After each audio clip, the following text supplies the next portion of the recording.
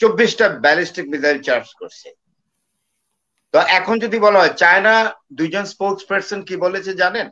পরিষ্কার করে বলে দিয়েছে যে পাকিস্তান এবং চায়নার মধ্যে রিলেশনটা হলো ভাই এবং বোনের মতো, যেটাকে বলে LAC, line of actual control.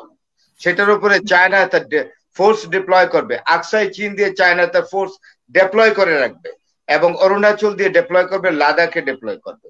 এইবার যদি সমস্যা বাড়ে তাহলে যেটা হবে, ভারত দুইটা ভূখণ্ড হারাবে। ইয়েতে ছিলেন না, রিয়াদে ছিলেন না, সৌদি আরবে? উনি $5 বিলিয়ন নিয়ে আসেননি ওইখান থেকে। ওইটা কোন রাষ্ট্র? এটা মুসলমানদের রাষ্ট্র না? আপনি মুসলিম রাষ্ট্রগুলো ভিজিট করবেন, সেখান থেকে অর্থ সাহায্য নিবেন, আবার বলবেন যে মুসলমানদের বিরুদ্ধে ক্রুসেড ডিক্লেয়ার করবেন। এটা তো এক ধরনের কি বলা যায়, ডাবল স্ট্যান্ডার্ড। অভিজ্ঞতা, বয়সের কারণে এবং ভারত পাকিস্তানের অনেক লীলা খেলা তো দেখলাম, সেই থেকেই বলি। আমি প্রথমেই বলি যে বর্তমান ভারতের যিনি প্রধানমন্ত্রী নরেন্দ্র মোদী, উনার একটা প্রয়োজন ছিল পাকিস্তানের সাথে এই রিলেশনটা তৈরি করা। এখন যেটা চলছে মানে হোস্টাইল রিলেশন, এটার দরকার ছিল। কারণ ভারতের উনি যে এজেন্ডাটা নিয়ে কাজ করছেন, ভারতে উনার পলিটিক্সে যে কাজটা করছেন, সেটাকে ইমপ্লিমেন্ট করার জন্য উনার কতগুলো ডিজাইন আছে। তো সেইগুলোকে ইমপ্লিমেন্ট করার জন্য ভারতের সাথে একটা হোস্টাইল পাকিস্তানের সঙ্গে একটা হোস্টাইল রিলেশনে যাওয়ার খুব দরকার ছিল এবং সেটাই করেছিল। আচ্ছা ধরেন এইবার পেহেলগামে যে অ্যাটাকটা হলো, এটা আমরা নিন্দা করি। আমার প্রশ্ন হলো যে এখানে কিছু লোক, 26 জন নিরীহ মানুষ মারা গেছে। তো কাশ্মীরে এই ধরনের ঘটনা কিন্তু না, মানে নতুন কিছু না, কাশ্মীরে এগুলো হচ্ছে। তো এইটার একটা সুষ্ঠু তদন্ত ছাড়া কেন একটা প্রেজুডিসের উপরে ডিপেন্ড করে এরকম একটা স্ট্রাইকে গেল, মিলিটারি স্ট্রাইকে এগেনস্ট পাকিস্তান? এটা হলো আমার কথা। পাকিস্তান থেকে বলা হয়েছে, আমি তাহলে শেষ কি করি মানে কথাটা। পেহেলগ্রামের কথা যে বলা হয়েছিল যে ভারতেরকে সন্দেহ করা হয়েছিল, ভারত ইচ্ছাকৃতভাবে রাজনৈতিক কারণে এটাকে হামলা করেছে, তাহলে কি সেই দিকে মানে ইঙ্গিত করে কিনা? আমি কিন্তু কিছুই বলবো না, আমার বক্তব্যটা রাখছি। আমার জি। কথা হলো একটা ঘটনা ঘটে গেছে, এটা তো সত্যি। সেই ঘটনার একটা থরো ইনভেস্টিগেশন ছাড়াই, এটা তো পাকিস্তান থেকেও বলা হয়েছে যে ইনভেস্টিগেশনে আমরাও পার্টিসিপেট করতে চাই। হুম। ঠিক আছে, কোনো ইনভেস্টিগেশন ছাড়া অ্যাবসলিউটলি একটা প্রেজুডিসের উপরে ডিপেন্ড করে এই ধরনের একটা মিলিটারি অ্যাকশনে কেন গেল ইন্ডিয়া পাকিস্তানের সঙ্গে? এবং গিয়েছে, তাই না? পাকিস্তান প্রিপেয়ার্ড ছিল, যার হুম। জন্য তারা যখন এয়ার স্ট্রাইকিং এ গেল, সেখানে 5টা প্লেন তো ফেলে দিয়েছে। পাকিস্তান ফেলে দেয়নি 5টা। তো এইখানে ব্যালিস্টিক মিসাইল ইউজ করা হয়েছে। এখানে আপনি 25 মিনিটের মধ্যে 24টা ব্যালিস্টিক মিসাইল চার্জ করছে। তো এখন যদি বলা হয়, চায়না দুইজন স্পোক্স পারসন কি বলেছে জানেন? পরিষ্কার করে বলে দিয়েছে যে পাকিস্তান এবং চায়নার মধ্যে রিলেশনটা হলো ভাই এবং বোনের মতো, এবং এটা 2 দিনের সম্পর্ক না, অনেক দিনের সম্পর্ক। মরহুম প্রাইম মিনিস্টার হুসেইন শাহ সরওয়ার্দী পাকিস্তান এবং চায়নার মধ্যে এই রিলেশন তৈরি করে গিয়েছিলেন এবং জুলফিকার আলী ভুট্টো এটাকে সাংঘাতিকভাবে প্রতিষ্ঠিত করে গিয়েছিলেন। তো আজকে এটার একটা রিফ্লেকশন দেখলাম যে চাইনিজ দুইজন স্পোক্স পারসন বলেছেন যে ভারত যেটা করলো সেটা যদি কন্টিনিউ করে, এই ধরনের এক্সকেলেশন যদি কন্টিনিউ করতে থাকে, তাইলে আর এতে যদি সিভিল ক্যাজুয়ালিটি হয়, অর্থাৎ সাধারণ লোক যদি মারা যায়, it will be called as a genocide and it will be taken into consideration by the United Nations organization, both in General Assembly and the Security Council. এটা চাইনিজরা বলেছে। এবং ভারতকে একটা বিবেচনায় রাখতে হবে, চায়না ভিটো পাওয়ার আছে, চায়নার সিকিউরিটি কাউন্সিলে ভিটো পাওয়ার আছে। তো যে ভিটো পাওয়ার সম্পূর্ণ একটি সদস্য রাষ্ট্র জাতিসংঘের যখন এই কথা বলে, তাহলে ভারতকে এটা বিবেচনায় রাখতে হবে। আমরা তো বুঝি, আমরা তো চাল খাই না, ভাত খাই, আর বয়স হয়েছে, তো এগুলোর তো দরকার নেই। ভারত এখন যেটা করছে এটাতে কি সঠিক করছে? সবসময় ভারত একটা ডেমোগ্রাফি দেয় মুসলমান সম্পর্কে যে 20 কোটি, না এখানে 26 কোটি মুসলমান ভারতে, 6 কোটি বাদ দিয়ে বলে কেন? এগুলো ঠিক না। ভারত যেই পথে এগুচ্ছে, দেখুন আপনি ভারতের কোন প্রতিবেশী রাষ্ট্রের সঙ্গে ভারতের ভালো সম্পর্ক নাই।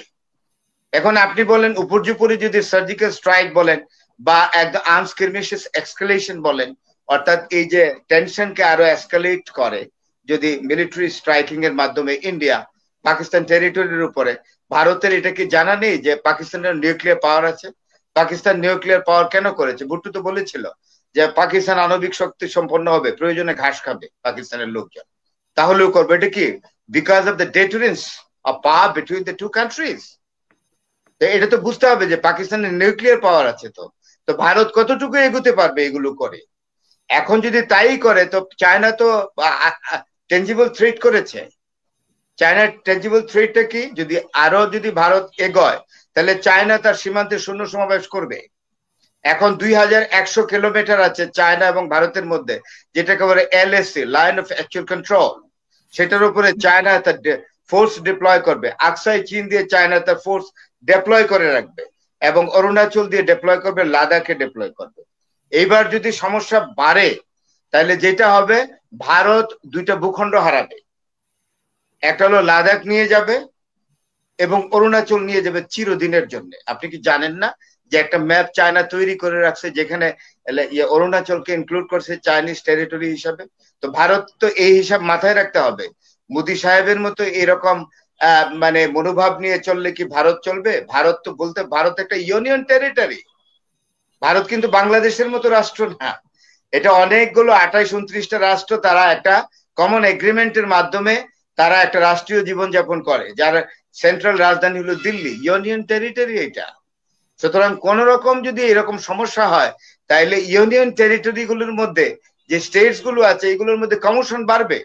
আপনি কি অস্বীকার করেন যে নর্থ ইস্টের লোকরা খুব হ্যাপি, অরুণাচলের লোকরা হ্যাপি? মণিপুরে দেখেন না, মণিপুরে কি হচ্ছে কুকি অ্যান্ড মেথি দিয়ে, তারা কি হ্যাপি? আইজলের লোক, দ্যাট মিনস মানে কি বলে এটাকে, মণিপুর, তারপরে আরেকটা যে স্টেট আছে এটা তো ভুলে গেলাম, খ্রিস্টান আছে, এটার মধ্যে জু আছে। জি জি প্লিজ। হ্যাঁ, মিজোরাম। আপনি বলেন এই রাষ্ট্রগুলোর মানুষকে হ্যাপি? এটা কি কোনো কালে এই টেরিটরি গুলি কি ইন্ডিয়ান টেরিটরি ছিল? তো ব্রিটিশরা তো ইনক্লুড করেছে। The states were not the integral part of Indian mainstream Indian territory. এটা ব্রিটিশরা ঢুকে গিয়ে আপনার প্রথম খ্রিস্টান মিশনারি এখানে এস্টাবলিশ করেছে, তারপরে ইন্ডিয়ান টেরিটরি করেছে 1816 কি 15 সালের দিকে। এটা ইন্ডিয়ান টেরিটরিতে ইনক্লুড করেছে। তারা হ্যাপি না, কারণ তাদের নিজস্ব কালচার আছে, কৃষ্টি আছে, সভ্যতা আছে, তাদের ল্যাঙ্গুয়েজ আছে। কিভাবে এটা? তো তারা এটাতে ইন্ডিয়াতে এটা বুঝতে হবে। আপনার পাকিস্তানের সঙ্গে করেছে। তো আপনারা এখন জিন্না সাহেবের কথাই বলি, উনি বিগত হয়েছেন অনেক দিন। পাকিস্তান হওয়ার পরে উনি বেশি দিন বাঁচেন না, মাত্র 8 মাস। সবাই দোষারোপ করে যে Jinnah had created Pakistan for the Muslim community. No, এটা Jinnah had taken the opportunity, there was no option. এটা আরএসএস করেছে। বিনায়ক দামোদর সাভারকার বলেছে আমরা থাকবো না মুসলমানদের সঙ্গে, তোমরা আলাদা রাষ্ট্র করো। জিন্না বলছে যে ঠিক আছে আমরা করবো, তাহলে কি করবো? তাহলে এইগুলো বুঝতে হবে। এখন যে জিনিসটা হচ্ছে যে এখন একবিংশ শতাব্দীর যে রাষ্ট্র ব্যবস্থা, সেই ব্যবস্থায় পরস্পর সাথে সংযোগ থাকবে। এটা ট্রেড রিলেশন থাকবে, থাকবে বিভিন্ন ধরনের রিলেশন থাকবে, ডিপ্লোম্যাটিক রিলেশন থাকবে, তারপরে আরো অন্যান্য সহযোগিতামূলক সম্পর্ক থাকবে। আমাদের বাংলাদেশের সাথে আপনি দেখেন ডেলিভারেটলি ইন্ডিয়ান কতগুলো চ্যানেল আছে শুধু মিথ্যে কথা ছড়ায় প্রতিদিন এবং অসম্ভব অসুন্দর শব্দ ব্যবহার করে বাংলাদেশ সম্পর্কে। আমি বলি কেন কেন করে এগুলো? কি প্রয়োজনে করে? আমাদের পানিটা দিয়েছে, গাঞ্জেস ট্রিটি যে হয়েছে 1996-এ, এটা তো নবায়নও করেন। ফেনী নদীর এটা করেছে। ওদের মুসলিম টার্গেট, মানে মুসলিমকে ওরা টার্গেট করছে যে এভাবে আক্রমণ করবে বা মুসলিমকে টার্গেট করে কেন? আপনি যখন যখন ঘটনাটা ঘটে আপনার পেহেলগামে, মোদী সাহেব কোথায় ছিলেন? নরেন্দ্র মোদী কোথায় ছিলেন? তিনি ছিলেন না, রিয়াদে ছিলেন না, সৌদি আরবে? উনি $5 বিলিয়ন নিয়ে আসেননি ওইখান থেকে? ওইটা কোন রাষ্ট্র? এটা মুসলমানদের রাষ্ট্র না? আপনি মুসলিম রাষ্ট্রগুলো ভিজিট করবেন, সেখান থেকে অর্থ সাহায্য নিবেন, আবার বলবেন যে মুসলমানদের বিরুদ্ধে ক্রুজেড ডিক্লেয়ার করবেন। এটা তো এক ধরনের কি বলা যায়, double standard. This is not proper. এই ইন্ডিয়া, মোদির আন্ডারে যে ইন্ডিয়া চলছে, this was not the real picture of India. I'd like to recollect the memory of the first Prime Minister of India, Pandit Jawaharlal Nehru. Nehru কিন্তু কোনোদিন এরকম আচরণ করেননি। ভাগ হয়ে যাওয়ার পরেও নেহরু বলতেন, প্রায়ই বলতেন যে আমার মামার বাড়ি লাহোরে। আমার মামার বাড়ি লাহোরে, ছোটকালে আমি বহু লাহোরে কাটিয়েছি। আমার স্মৃতি আমি ভুলতে পারি না, মামার বাড়ির স্মৃতিকে কেউ ভুলে? তো এখানে তো আপনার ফিল্ম স্টারে যারা আছে, এই যে আপনার অনেক বড় বড় ইয়া আছে ফিল্ম স্টার, এখানে বলতো অভিনেতা, তারা অভিনেত্রী, অনেক ফিল্ম গায়িকা স্টাররা আছে। বলে যে হুম। अगर এখানে উর্দুতে বলে বা হিন্দিতে বলে अगर या भारत मेरा माता हो तो पाकिस्तान मेरे मसी माँ हो। मसी মানে কি? মাসিমা। হুম। বুঝতে পেরেছেন? এটা দেবানন্দ বলেছে। তারপরে যে শিখ একজন নায়ক আছে, ভুলেও তো গেছি, উনিও এটা বলেছে, अगर इंडिया मेरे माता हो तो पाकिस्तान मेरा मसी माँ हो। তাহলে এই স্পিরিট থেকে তো নরেন্দ্র মোদী অনেক দূরে সরে গেছেন। কেন?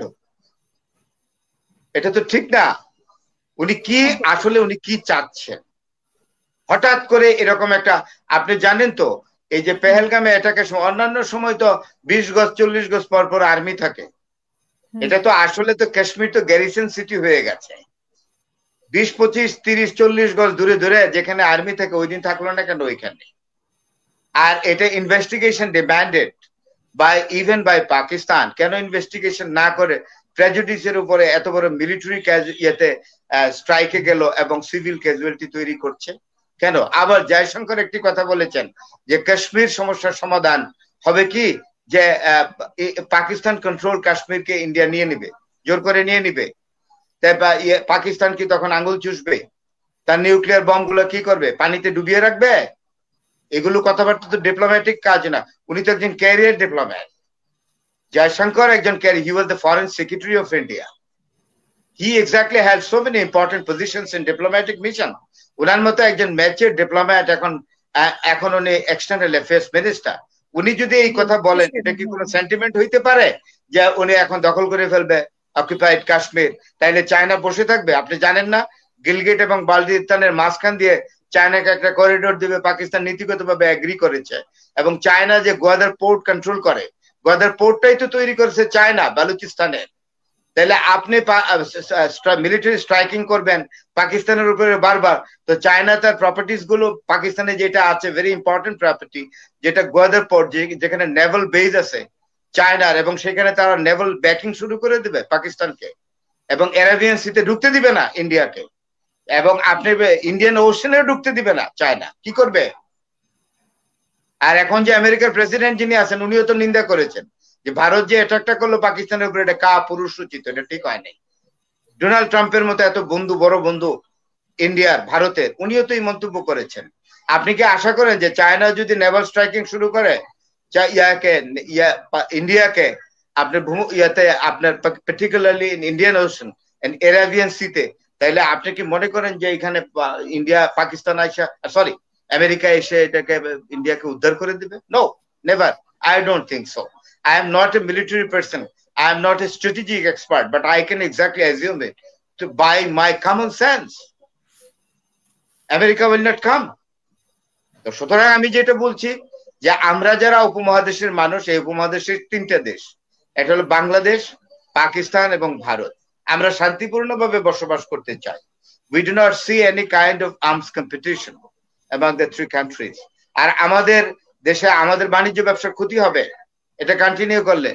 অলরেডি তো এয়ারলাইন্স গুলো বন্ধ হয়ে যাচ্ছে, তা আমাদের গার্মেন্টস ইন্ডাস্ট্রি আছে না, এয়ার ফ্রেট কিভাবে চলবে বলেন? সুতরাং এগুলো তো ভালো না। ভারতের বাণিজ্য কি ভালো হবে? 1965 সালে 17 দিনের যুদ্ধ হয়েছিল ভারত পাকিস্তান, 65 এর যুদ্ধে। তখন পাকিস্তানের ফরেন মিনিস্টার ছিলেন শুয়েব আহমেদ। তার একটা লং ক্যারিয়ার ছিল, ওয়ার্ল্ড ব্যাংকে চাকরি করছে। আইয়ুব খান তাকে ওইখান থেকে এনে ফিনান্স মিনিস্টার করেছিলেন। উনি আইয়ুব খানকে রিপোর্ট করেছিলেন যুদ্ধের 10 দিন পরে যে পাকিস্তান যুদ্ধ চালাতে পারবে না, অর্থনীতি খুবই খারাপ। এবং লাল বাহাদুর শাস্ত্রীকে ঠিকই ইন্ডিয়ান ইকোনমি ফোরামও বলেছিল যে আপনি আর আগায়েন না পাকিস্তানের সাথে লং টার্ম আর্মস স্কিরমিশে, আপনি আর্মস স্ট্রাগলে আপনি যাইতে পারবেন না, কারণ ভারতের ইকোনমি আপনাকে অ্যালাউ করবে না। ভারত গোলাবারুদও শেষ হয়ে গিয়েছে। তাহলে কোন দুঃখে এইসব যুদ্ধ করে আমি তো বুঝি না। আমরা বাংলাদেশ অত্যন্ত শান্তিপ্রিয় একটি দেশ, we are the peace loving nation. বাংলাদেশের মানুষ আমরা কেন এইসব শিলে পাটায় ঘষাঘষি, আমাদের জীবন কেন শেষ হবে? মরিচের জীবন শেষ। আমরা তো we don't like to sacrifice our economic standard, our exactly prosperity and our improvement, particularly for the conflicting situation going on between India and Pakistan. Thank you.